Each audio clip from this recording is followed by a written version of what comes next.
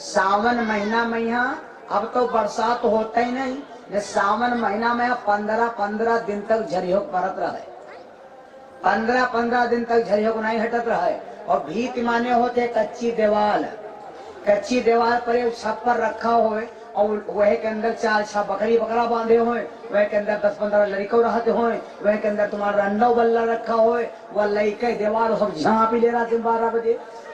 तो बताओ लड़के वल्ला बल्ला दूसरे के घर में धरा जाए हैं तो का कल्याण हुई।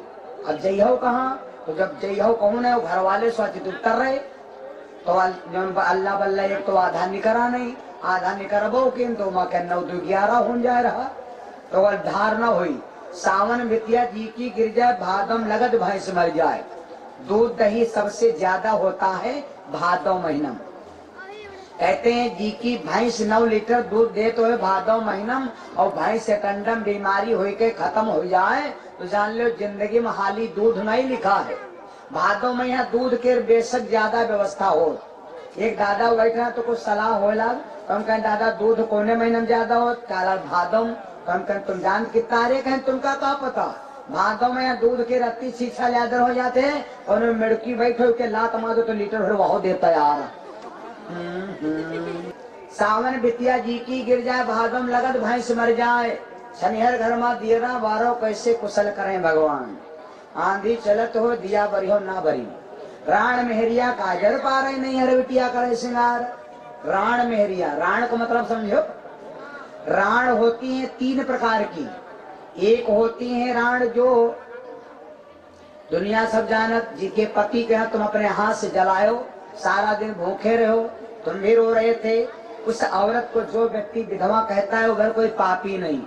2 औरी हैं, एक है आसराण, एक होती है पासराण।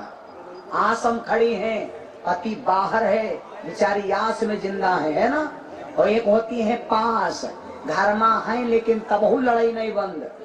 और जब खत्म हो गए तब रोती है, कहती हाय मोरे करमऊ कौने गंदी हो गयो है ना।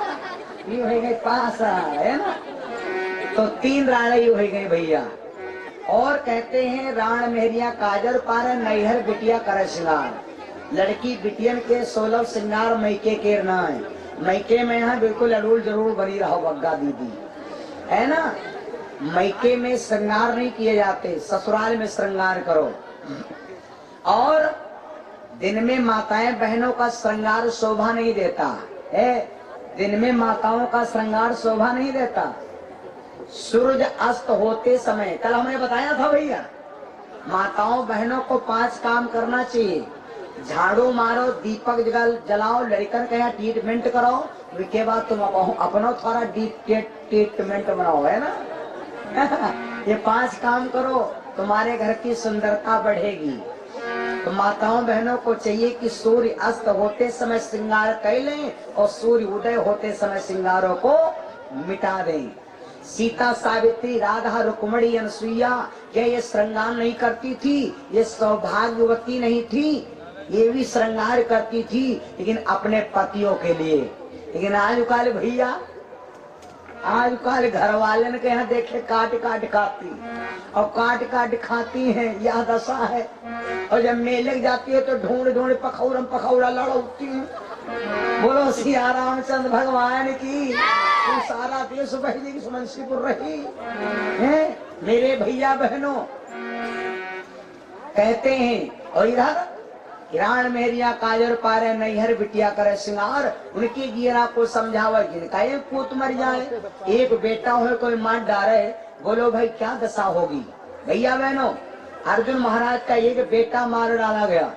जब एक बेटा मार दिया गया तो महाराज अर्जुन सीना पर घूसा मार करके और बिलखने लगे। ऐसे में कहा जाए, नात रिश्तेदारी क्या इसलिए नहीं होती कि जब शादी ब्याह हो तब मुंडन हो तब रसगुल्ला खा जाओ ना। नात रिश्तेदारी इसलिए होती है कि जब हमारे ऊपर संकट हो, दुख हो, परेशानी हो, आपस में लड़ाई झगड़ा हो तो आत्महत्या ना करो, हालांकि नात रिश्तेदारी चले जाओ और जब गुस्सा समाप्त हो जाए तो फिर लौट जाओ। इसलिए नात रिश्तेदारी होती।